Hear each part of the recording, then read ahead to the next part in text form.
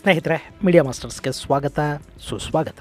ಗೆಳೆಯರೆ, ಇಸ್ರೇಲ್ ಹಾಗೂ ಹಮಾಸ್ ನಡುವಿನ ಸಂಘರ್ಷ ಈಗ ಹೆಜ್ಬುಲ್ಲಾ ಹಮಾಸ್ ನಡುವಿನ ಸಂಘರ್ಷವಾಗಿ ಬದಲಾಗಿದೆ. ಹೌತಿಗಳ ದಾಳಿಯನ್ನು ಎದುರಿಸ್ತಾ ಇದ್ದ ಇಸ್ರೇಲ್ ಮೇಲೆ ಈಗ ಇರಾಕ್ ಮೂಲಕ ಕೂಡ ಡ್ರೋನ್ ದಾಳಿ ನಡೀತಾ ಇದೆ. ಈಜಿಪ್ಟ್ ಒಂದನ್ನು ಹೊರತುಪಡಿಸಿದ್ರೆ ಇಸ್ರೇಲ್ ಎಲ್ಲ ಕಡೆಗಳಿಂದಲೂ ಶತ್ರುಗಳ ದಾಳಿಯನ್ನು ಎದುರಿಸ್ತಾ ಇದೆ.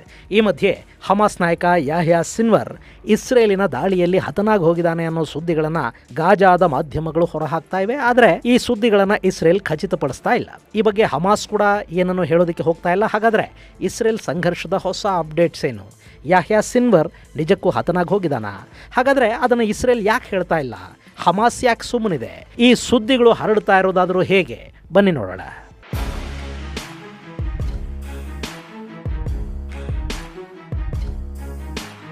ಗೆಳೆಯರೆ, ಇಸ್ರೇಲ್ ಮತ್ತು ಇಸ್ಲಾಮಿಕ್ ಸಂಘಟನೆಗಳ ನಡುವಿನ ಸಂಘರ್ಷ ತೀವ್ರ ಸ್ವರೂಪವನ್ನು ಪಡ್ಕೊಳ್ತಾ ಹೋಗ್ತಾ ಇದೆ. ಮೊನ್ನೆ ಲೆಬನಾನ್ನಲ್ಲಿನ ಹೆಜ್ಬುಲ್ಲಾಗಳನ್ನು ಗುರಿಯಾಗಿಸಿಕೊಂಡು ಇಸ್ರೇಲ್ ಪೇಜರ್ ವಾಕಿಟಾಕಿ ಬ್ಲಾಸ್ಟ್ ಮಾಡಿಸಿದ ಮೇಲೆ ಹೆಜ್ಬುಲ್ಲಾಗಳು ಕೂಡ ಇಸ್ರೇಲಿನ ಮೇಲೆ ವಾಯುದಾಳಿಯನ್ನು ತೀವ್ರಗೊಳಿಸಿದ್ದಾರೆ. ಭಾನುವಾರ ಸುಮಾರು 100ಕ್ಕೂ ಹೆಚ್ಚು ರಾಕೆಟ್ಗಳು ಇಸ್ರೇಲ್ ಮೇಲೆ ಬಿದ್ದಿವೆ. ಅಲ್ಲಿನ ಒಂದಷ್ಟು ಜನವಸತಿಗಳನ್ನು ನಾಶ ಮಾಡೋದರಲ್ಲಿ ಈ ರಾಕೆಟ್ಗಳು ಯಶಸ್ವಿ ಕೂಡ ಆಗಿವೆ. ಹಾಗೆ ಇಸ್ರೇಲಿನ ಬಂದರು ನಗರ ಹೈಫಾ ಮೇಲೆ ಕೂಡ ದಾಳಿ ನಡೆದಿದೆ. ಗೆಳೆಯರೆ, ಹೈಫಾದಲ್ಲಿ ಸೋಮವಾರ ಅಂದ್ರೆ ಇವತ್ತು ಭಾರತೀಯ ರಾಯಭಾರ ಕಚೇರಿ ಹುತಾತ್ಮ ಭಾರತೀಯ ಯೋಧರಿಗೆ ಗೌರವ ಸಲ್ಲಿಸುವ ಸ್ಮರಾಂಜಲಿ ಕಾರ್ಯಕ್ರಮವನ್ನು ಆಯೋಜಿಸಿತ್ತು. ಅದು ಪ್ರತಿ ವರ್ಷ ಸೆಪ್ಟೆಂಬರ್ 23ನೇ ತಾರೀಕು ಅಲ್ಲಿ ನಡೆಯುವ ಕಾರ್ಯಕ್ರಮ. ನಿಮಗೆ ಗೊತ್ತಲ್ಲ, ಈ ಯಹೂದ್ಯರಿಗೆ ಇಸ್ರೇಲ್ ಅನ್ನೋ ದೇಶವನ್ನು ಬಿಡಿಸ್ಕೊಟ್ಟಿದ್ದು ಬ್ರಿಟಿಷರೇ ಆದರೂ ಕೂಡ ಅದಕ್ಕಾಗಿ ಬಲಿದಾನ ಮಾಡಿದ್ದು ಭಾರತೀಯ ಸೈನಿಕರು. ನಮ್ಮ ವೀರ ಯೋಧರ ಬಲಿದಾನದ ಕಾರಣಕ್ಕೇನೆ ಇವತ್ತು ಇಸ್ರೇಲ್ ಅನ್ನೋದು ಯಹೂದ್ಯರ ಕೈಯಲ್ಲಿದೆ. ಅವತ್ತಿಗೆ ಈ ಇಡೀ ಪ್ರದೇಶ ಆಟೋಮನ್ ಟರ್ಕರ ಹಿಡಿತದಲ್ಲಿತ್ತು. ಅದರ ಮೇಲೆ ಯುರೋಪಿಯನ್ ದೇಶಗಳು ಯುದ್ಧಕ್ಕೆ ನಿಂತವು. ಆ ಸಂದರ್ಭದಲ್ಲಿ ಯುರೋಪಿಯನ್ನರ ಪೈಕಿ ಅತ್ಯಂತ ಬಲಿಷ್ಠರಾಗಿದ್ದದ್ದು ಬ್ರಿಟಿಷರು ಹಾಗೂ ಫ್ರೆಂಚರು. ಅವರ ಪರ ಹೋರಾಡೋದಕ್ಕೆ ಸೇನೆ ಅಂದ್ರೆ ಅದು ಎಲ್ಲಿಂದ ಬರಬೇಕಿತ್ತು?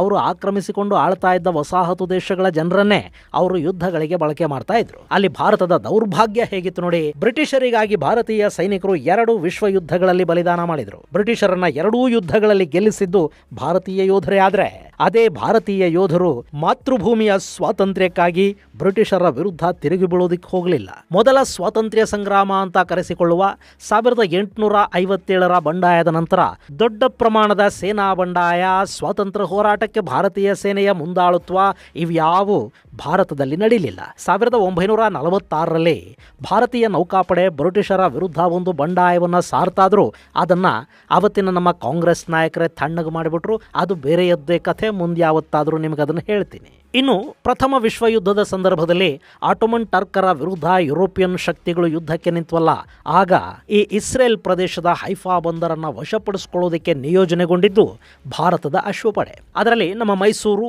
ಹೈದರಾಬಾದು ಹಾಗೂ ಜೋಧಪುರದ ಯೋಧರಿದ್ರು. ಅತ್ಯಂತ ವೀರಾವೇಶದಿಂದ ಹೋರಾಡಿ ಆಟೋಮನ್ನರ ಮಿಷನ್ ಗನ್ಗಳಿಗೆ ನಮ್ಮ ಸಾಕಷ್ಟು ಸೈನಿಕರು ಬಲಿಯಾದರು. ಹಾಗೆ ಆಟೋಮನ್ ಸೇನೆಯನ್ನು ಕೂಡ ಬಲಿ ತಗೊಂಡ್ರು. ಸಾವಿರಾರು ಮಂದಿಯನ್ನು ಬಂಧಿಸಿದ್ರು. ಹೈಫಾನ ವಶಪಡಿಸಿಕೊಳ್ಳೋದ್ರಲ್ಲಿ ಅವತ್ತು ಭಾರತೀಯ ಯೋಧರ ಸಾಹಸ ತುಂಬಾನೇ ದೊಡ್ಡದಿತ್ತು. ಅದನ್ನು ನೆನಪು ಮಾಡಿಕೊಳ್ಳುವ ಕಾರ್ಯಕ್ರಮ ಪ್ರತಿ ವರ್ಷ ಹೈಫಾದಲ್ಲಿ ನಡೆಯುತ್ತೆ. ಭಾರತೀಯ ರಾಯಭಾರ ಕಚೇರಿ ಹಾಗೂ ಇಸ್ರೇಲಿನ ಸರ್ಕಾರಗಳು ಆ ಕಾರ್ಯಕ್ರಮವನ್ನು ಆಯೋಜನೆ ಮಾಡುತ್ತವೆ. ಆದರೆ ಈ ಬಾರಿ ಇಸ್ರೇಲ್ ಮೇಲೆ ಲೆಬನಾನ್ ಮೂಲದ ಹೆಜ್ಬುಲ್ಲಾಗಳು ದಾಳಿ ಮಾಡ್ತಾ ಇರೋ ಕಾರಣದಿಂದ ಹೈಫಾ ಮೇಲೆ ಕೂಡ ರಾಕೆಟ್ ದಾಳಿ ನಡೀತಾ ಇರೋದ್ರಿಂದ ಸೋಮವಾರ ನಡೆಯಬೇಕಿದ್ದ ಕಾರ್ಯಕ್ರಮವನ್ನು ರದ್ದು ಮಾಡಲಾಗಿದೆ. ಇನ್ನು ಬರೀ ಲೆಬನಾನ್ ಮಾತ್ರ ಅಲ್ಲ, ಇರಾಕ್ ಮೂಲದ ಇಸ್ಲಾಮಿಕ್ ರೆಸಿಸ್ಟೆನ್ಸ್ ಪಡೆಗಳು ಕೂಡ ಇಸ್ರೇಲ್ ಮೇಲೆ ದಾಳಿ ಮಾಡೋದಕ್ಕೆ ಶುರು ಮಾಡಿವೆ. ಇರಾಕ್ನಿಂದ ಭಾನುವಾರ ಒಂದಷ್ಟು ಡ್ರೋನ್ಗಳು ಜೋರ್ಡಾನ್ ವ್ಯಾಲಿಯ ಕಡೆಗೆ ಬಂದು ಬಿದ್ದು ಅವುಗಳನ್ನ Israel air defence system neutralise ಮಾಡಿದೆ. ಜೋರ್ಡಾನ್ ವ್ಯಾಲಿ ಅಂದ್ರೆ ನೀವಿಲ್ಲಿ ಮ್ಯಾಪ್ ಅಲ್ಲಿ ನೋಡ್ತಾ ಇದ್ದೀರಲ್ಲ, ಈ ಪ್ರದೇಶ. ಇಲ್ಲಿಗೆ ಇರಾಕ್ನಿಂದ ಬಂದ ಡ್ರೋನ್ಗಳು ಈ ಜೋರ್ಡಾನ್ ವ್ಯಾಲಿಯಲ್ಲಿ ಬಿದ್ದಿವೆ. ಅಲ್ಲಿಗೆ ಒಂದ್ ಕಡೆ ಹಮಾಸ್ ಪಡೆಗಳು, ಮತ್ತೊಂದು ಕಡೆ ಲೆಬನಾನ್ನ ಹೆಜ್ಬುಲ್ಲಾಗಳು, ಮಗದೊಂದು ಕಡೆ ಯೆಮನ್ನ ಹೌತಿಗಳು, ಹೀಗೆ ಇರಾನ್ ಬೆಂಬಲಿತ ಇಸ್ಲಾಮಿಕ್ ಪಡೆಗಳೆಲ್ಲ ಒಂದೇ ಸಮಕ್ಕೆ ಇಸ್ರೇಲ್ ಮೇಲೆ ಮುರ್ಕೊಂಡು ಬಿದ್ದಿವೆ. ಗೆಳೆಯರೆ, ಈ ಹಿಂದೆ ಇಸ್ರೇಲ್ ಅರಬ್ ದೇಶಗಳ ಜೊತೆ ಮಾಡಿದ್ದ ಸಾಂಪ್ರದಾಯಿಕ ಯುದ್ಧಗಳಿಗಿಂತ ಈ ಬಾರಿ ಮಾಡ್ತಾ ಇರೋದು ತುಂಬಾ ಭಿನ್ನವಾದ ಯುದ್ಧ. ಇದು ಅಸಾಂಪ್ರದಾಯಿಕ ಪಡೆಗಳು ಮತ್ತು ಉಗ್ರ ಪಡೆಗಳ ಜೊತೆ ಇಸ್ರೇಲ್ ಪೂರ್ಣ ಪ್ರಮಾಣದ ಯುದ್ಧಕ್ಕೆ ಸಿದ್ಧಗೊಳ್ಳಬೇಕಾದ ಪರಿಸ್ಥಿತಿಯನ್ನ ನಿರ್ಮಾಣ ಮಾಡ್ತಾ ಇದೆ.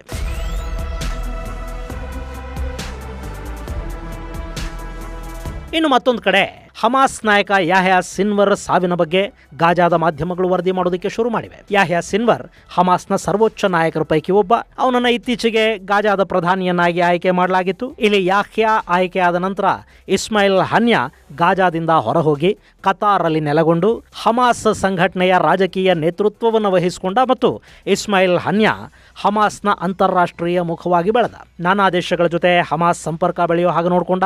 ಜಗತ್ತಿನ ಬೇರೆ ಬೇರೆ ಇಸ್ಲಾಮಿಕ್ ದೇಶಗಳು ಹಾಗೂ ಇಸ್ಲಾಮಿಕ್ ಸಂಘಟನೆಗಳ ಬೆಂಬಲವನ್ನ ಗಳಿಸಿಕೊಳ್ಳುವುದರಲ್ಲಿ ಇಸ್ಮಾಯಿಲ್ ಹನ್ಯಾ ಯಶಸ್ವಿ ಕೂಡ ಆಗಿದ್ದ. ಅಂಥ ಹನ್ಯಾನನ್ನ ಇಸ್ರೇಲ್ ಮೊನ್ನೆ ಇರಾನ್ನಲ್ಲಿ ಅಲ್ಲಿನ ಸೇನಾ ರಕ್ಷಣೆಯಲ್ಲಿರುವಾಗಲೇ ಕೊಂದು ಹಾಕ್ತು. ಅದಾದ ನಂತರ ಈ ಯಾಹ್ಯಾ ಸಿನ್ವರ್ ಇಸ್ಮಾಯಿಲ್ ಹನ್ಯಾನ ಸ್ಥಾನವನ್ನು ತುಂಬುವುದಕ್ಕೆ ನಿಂತ. ಅವನೀಗ ಹಮಾಸ್ ಸಂಘಟನೆಯ ಪೊಲಿಟಿಕಲ್ ವಿಂಗ್ ಏನಿದೆ ಅದರ ಮುಖ್ಯಸ್ಥನಾಗಿದ್ದಾನೆ. ಹೀಗಾಗಿ ಹಮಾಸ್ ಬಗ್ಗೆ, ಹಮಾಸ್ ಜೊತೆಗಿನ ಶಾಂತಿ ಮಾತುಕತೆಗಳ ಪ್ರಯತ್ನಗಳು ಹಾಗೂ ಫಲಿತಾಂಶಗಳ ಬಗ್ಗೆ ಮಾಧ್ಯಮಗಳು ಈ ಹಿಂದೆ ಹೇಗೆ ಹನ್ಯಾನನ್ನ ಸಂಪರ್ಕಿಸಿ ವಿಷಯ ತಿಳ್ಕೊಳ್ತಾ ಇದ್ವೋ ಹಾಗೆ ಈಗ ಯಾಹ್ಯಾನನ್ನ ಮಾತನಾಡಿಸೋದಕ್ಕೆ ಪ್ರಯತ್ನ ಪಡ್ತಾ ಇವೆ. ಆದರೆ ಅವನು ಇದುವರೆಗೆ ಯಾವ ಮಾಧ್ಯಮದ ಕಣ್ಣಿಗೂ ಕಿವಿಗೂ ಬಿದ್ದಿಲ್ಲ, ಯಾರ ಜೊತೆಗೂ ಮಾತುಕತೆಯನ್ನು ನಡೆಸಿಲ್ಲ. ಗಾಜಾದಲ್ಲಿ ಹಮಾಸ್ಗೆ ಅತ್ಯಾಪ್ತ ಎನಿಸಿಕೊಳ್ಳುವ ಕೆಲ ಮಾಧ್ಯಮಗಳಿಗೆ ಕೂಡ ಈ ಯಾಹ್ಯಾ ಸಿನ್ವರ್ ಯಾವ ಪ್ರತಿಕ್ರಿಯೆಯನ್ನು, ಸಂದರ್ಶನವನ್ನು ಕೊಟ್ಟಿಲ್ಲ. ಕೊಡೋದಿಕ್ಕೆ ಅವನು ಯಾರ ಕೈಗೂ ಸಿಗುತ್ತಲೂ ಇಲ್ಲ. ಹೀಗಾಗಿ ಗಾಜಾದಲ್ಲಿ ಇಸ್ರೇಲ್ ನಡೆಸಿದ ಯಾವುದೋ ಕಾರ್ಯಾಚರಣೆಯಲ್ಲಿ ಯಾಹ್ಯಾ ಸಾವನ್ನಪ್ಪಿರಬಹುದು ಅನ್ನೋ ಸುದ್ದಿಗಳು ದಟ್ಟವಾಗಿ ವ್ಯಾಪಿಸೋದಕ್ಕೆ ಶುರುವಾಗಿವೆ. ಯಾಹ್ಯಾ ಸಿನ್ವರ್ ಅನ್ನೋದು ಇಸ್ರೇಲ್ನ ಪಾಲಿಗೆ ಅತಿ ದೊಡ್ಡ ಬೇಟೆ. ಅಕ್ಟೋಬರ್ 7ರ ದಾಳಿ ಇದೆಯಲ್ಲ, ಅದರ ಮಾಸ್ಟರ್ ಮೈಂಡ್ಗಳ ಪೈಕಿ ಪ್ರಮುಖ ಈ ಯಾಹ್ಯಾ ಸಿನ್ವರ್ ಅಂತ ಇಸ್ರೇಲ್ ನಂಬುತ್ತೆ. ಯಾಹ್ಯಾ ಇಸ್ಮಾಯಿಲ್ ಹನ್ಯಾನ ಥರ ಶಾಂತಿ ಮಾತುಕತೆಗಳು, ರಾಜತಾಂತ್ರಿಕ ಮೀಟಿಂಗುಗಳ ಮನುಷ್ಯ ಅಲ್ಲ. ಈತ ಉಗ್ರವಾದವನ್ನು ನಂಬಿದ ನಾಯಕ. ಈ ಹಿಂದೆ ಗಾಜಾದಲ್ಲಿ ಆಡಳಿತ ನಡೆಸ್ತಾ ಇದ್ದ ಪ್ಯಾಲೆಸ್ತೀನಿ ರಾಜಕೀಯ ಸಂಘಟನೆ ಫತಾ ಇತ್ತಲ್ಲ, ಅದರ ನಾಯಕರನ್ನ ಕೊಲ್ಲಿಸಿ ಅಲ್ಲಿನ ಅಧಿಕಾರವನ್ನ ಹಮಾಸ್ ತನ್ನ ಕೈಗೆತ್ತಿಕೊಳ್ಳೋದ್ರಲ್ಲಿ ಕೂಡ ಈ ಸಿನ್ವರ್ನ ಪಾತ್ರ ತುಂಬಾ ದೊಡ್ಡದಿದೆ. ಹೀಗಾಗಿ ಸಿನ್ವರ್ ಬೇಟೆಗೆ ಇಸ್ರೇಲ್ ಸಾಕಷ್ಟು ದಿನಗಳಿಂದ ತೀವ್ರ ಪ್ರಯತ್ನಗಳನ್ನು ಮಾಡ್ತಲೇ ಬರ್ತಾ ಇದೆ. ಅವನು ಗಾಜಾದ ಟನಲ್ಗಳಲ್ಲಿ ಅಡಗಿ ಕೂತಿರೋ ಮಾಹಿತಿಯ ಮೇರೆಗೆ ಸಾಕಷ್ಟು ಟನಲ್ಗಳ ಮೇಲೆ ಇಸ್ರೇಲ್ ದಾಳಿ ಮಾಡ್ತು. ಕೂದಲೆಳೆಯ ಅಂತರದಲ್ಲಿ ಅವನು ತಪ್ಪಿಸಿಕೊಂಡು ಹೋದ ಬಗ್ಗೆ ವಿಡಿಯೋಗಳು ಕೂಡ ರಿಲೀಸ್ ಆದವು. ಸಿನ್ವರ್ ಪ್ರತಿ ಬಾರಿಯೂ ತಪ್ಪಿಸ್ಕೊಳ್ತಾ ಹೋದ. ಈಗಂತೂ ಗಾಜಾದಲ್ಲಿನ ಬಹುತೇಕ ಟನಲ್ಗಳನ್ನು, ಬಂಕರ್ಗಳನ್ನು ನಾವು ನಾಶ ಮಾಡಿದ್ದೀವಿ ಅಂತ ಇಸ್ರೇಲ್ ಹೇಳ್ಕೊಳ್ತಾ ಇದೆ. ಜುಲೈ ತಿಂಗಳಲ್ಲಿ ಗಾಜಾದ ಲ್ಯಾಡನ್ ಅಂತಲೇ ಕರೆಸ್ಕೊಳ್ತಾ ಇದ್ದ ಮೊಹಮ್ಮದ್ ಡೈಫ್ನನ್ನು ಕೂಡ ಇಸ್ರೇಲಿ ಪಡೆಗಳು ಹೊಡೆದು ಹಾಕಿದ್ವು.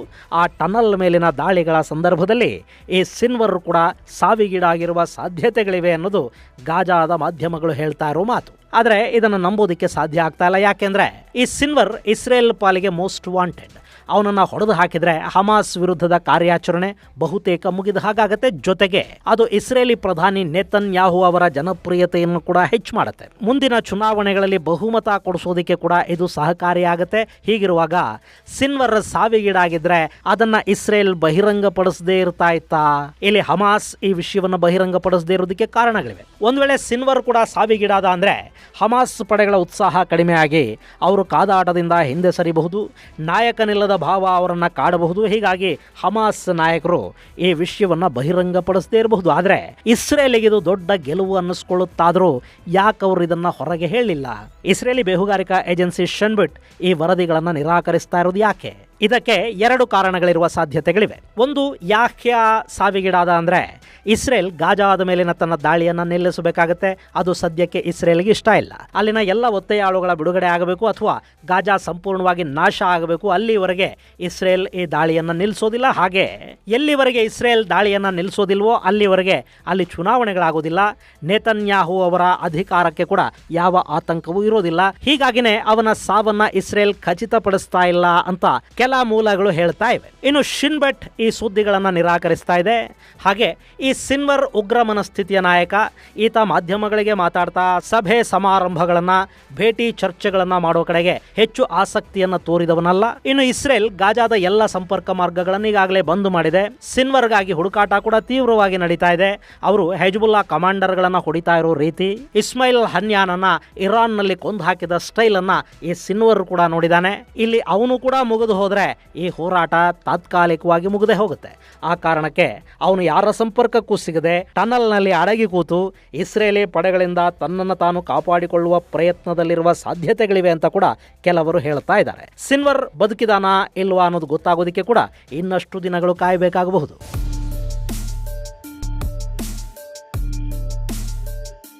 ಇನ್ನು ಇಸ್ರೇಲ್ ತನ್ನ ದಾಳಿಯನ್ನ ಈಗ ಉತ್ತರದ ಕಡೆಗೆ ಹೆಚ್ಚು ಮಾಡ್ತಾ ಇದೆ. ಅಂದ್ರೆ ಲೆಬನಾನ್ ಈಗ ಇಸ್ರೇಲಿನ ಟಾರ್ಗೆಟ್ ಆಗ್ತಾ ಇದೆ. ಅಲ್ಲಿನ ದಕ್ಷಿಣ ಭಾಗದಲ್ಲಿ ಎಲ್ಲೆಲ್ಲಿ ಹೆಜ್ಬುಲ್ಲಾಗಳಿದಾರೋ ಆ ಪ್ರದೇಶದ ಸಾರ್ವಜನಿಕರಿಗೆ ಮನೆಗಳನ್ನ ಖಾಲಿ ಮಾಡಿಕೊಂಡು ಸುರಕ್ಷಿತ ಪ್ರದೇಶಗಳಿಗೆ ಹೊರಟು ಹೋಗಿ ಅಂತ ಇಸ್ರೇಲ್ ಎಚ್ಚರಿಕೆಯನ್ನು ಕೊಟ್ಟಿದೆ. ಅಂದ್ರೆ ಇಸ್ರೇಲ್ ಲೆಬನಾನ್ನ ದಕ್ಷಿಣ ಭಾಗದ ಮೇಲೆ ಈ ಹಿಂದೆ ಗಾಜಾದ ಮೇಲೆ ದಾಳಿ ಮಾಡ್ತಲ್ಲ ಅದೇ ರೀತಿಯ ದಾಳಿಗಳನ್ನ ಮಾಡುವ ಸಾಧ್ಯತೆ ಇಲ್ಲಿದೆ. ಹಾಗೇನಾದ್ರೂ ಆದ್ರೆ ಲೆಬನಾನ್ನ ದಕ್ಷಿಣ ಭಾಗ ಹಾಗೂ ಬೈರೂತ್ ನಗರಗಳು ಧ್ವಂಸ ಆಗತ್ವೆ ಅನ್ನೋದರಲ್ಲಿ ಎರಡು ಮಾತಿಲ್ಲ. ಇನ್ನು ಶಾಂತಿ ಮಾತುಕತೆ. ಸದ್ಯಕ್ಕೆ ಅಮೆರಿಕ ಚುನಾವಣೆಯ ಮೂಡಲಿದೆ. ನವೆಂಬರ್ ತಿಂಗಳಲ್ಲಿ ಚುನಾವಣೆಗಳು ನಡೀಬೇಕು. ಈ ಬಾರಿಯಲ್ಲಿ ಯಾರು ಆರಿಸಿ ಬರ್ತಾರೆ ಅನ್ನೋದರ ಮೇಲೆ ಇಸ್ರೇಲ್ ಹಮಾಸ್ ಸಂಘರ್ಷದ ಭವಿಷ್ಯ ನಿಂತಿರುತ್ತೆ. ಟ್ರಂಪ್ ಆರಿಸಿ ಬಂದ್ರೆ ಇಸ್ರೇಲಿನ ಅಬ್ಬರ ಇನ್ನಷ್ಟು ಹೆಚ್ಚಾಗುವ ಸಾಧ್ಯತೆ ಇದೆ. ಹಾಗಲ್ಲದೆ ಕಮಲಾ ಹ್ಯಾರಿಸ್ ಆರಿಸಿ ಬಂದ್ರೆ ಅಲ್ಲಿ ಸಂಧಾನದ ಪ್ರಯತ್ನಕ್ಕೆ ಮತ್ತಷ್ಟು ವೇಗ ಕೂಡ ಸಿಗಬಹುದು. ಹಾಗಂತ ಹ್ಯಾರಿಸ್ ಇಸ್ರೇಲ್ ವಿರುದ್ಧ ನಿಲ್ತಾರೆ ಅಂತ ಅಲ್ಲ. ಅಮೆರಿಕ ಯಾವುದೇ ಕಾರಣಕ್ಕೂ ಯಹೂದಿಗಳನ್ನು ದೂರ ಮಾಡಿಕೊಳ್ಳೋದಿಲ್ಲ. ಆದರೆ ಸ್ವಲ್ಪ ಮಟ್ಟಿಗೆ ಇಸ್ರೇಲಿನ ಮೇಲೆ ಅಮೆರಿಕಾದ ಒತ್ತಡ ಹೆಚ್ಚಾಗಬಹುದು. ಅಲ್ಲಿವರೆಗೆ ಈ ಸಂಘರ್ಷ ಮುಂದುವರಿತಲೇ ಇರುತ್ತೆ ಅನ್ಸುತ್ತೆ. ಇದು ಗೆಳೆಯರೆ ಇಸ್ರೇಲ್ ಲೆಬನಾನ್ ಸಂಘರ್ಷದ ಒಂದಷ್ಟು ಅಪ್ಡೇಟ್ಸ್. ಮುಂದಿನ ಸಂಚಿಕೆಯಲ್ಲಿ ಮತ್ತಷ್ಟು ವಿಶೇಷಗಳ ಜೊತೆ ಮತ್ತೆ ಭೇಟಿಯಾಗೋಣ. ಅಲ್ಲಿವರೆಗೆ ಜೈ ಹಿಂದ್, ಜೈ ಕರ್ನಾಟಕ.